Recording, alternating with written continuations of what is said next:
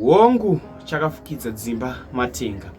Asi kana vanhu vachinge vanetsana, musarwe kana kuchinjana mashoko. Zviri nani kugara pasi mowirirana. Ukaona kuti umwe wako ari kunyanyorasika, zviri nani kutombobva ipapo womusiya ari ega wozodzoka hasha dzapera. Nekuti makesis atiri kureceiva munyika yedu yeZimbabwe makesis evanhu vari kuurayana pachezvavo.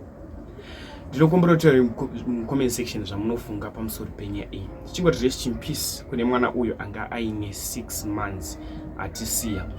Zorora murugare, tanga tisina tarisiro izvi tasingazvifungiri kuti vabereki vako ndo vachakonzeresa kufa kwako.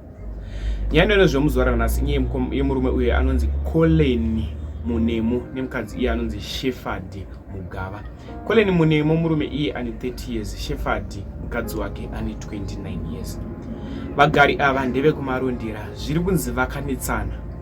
After vanetsana, havana kugara pasi kuti vayanane, vakapedza nyaya ine fight.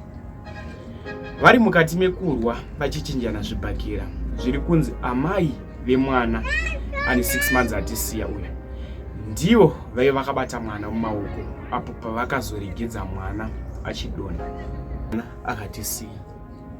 Mwana uyu kufa kwake akakonzerwa nekudonha kwaakaita kubva mudenga achisvika achiwira pasi. Ndinokumbira kuti zvatofunga mucomment section pamusoro penyaya iyi. Tarwadziwa zvikuru. Veukama ndatichemei netariro. Vabereki vemwana ndo vakonzeresa rufu rwemwana uyu. Ndatitaurei mashoko amunofunga mucomment section. Kutaura kunoku vabereki vemwana uyu vari mumaoko emapurisa. Uri iwe wanzi uri kutonga nyaya iyi, unovapa makore akawanda sei mujeri. Subscribe pa this YouTube channel mahara, ndichakubatsirai nema-updates panapa. News dzezvinhu zviri kuitika munyika yedu yeZimbabwe uchange uchizviwanira panapa. Much love, muwe nezuva rakanaka.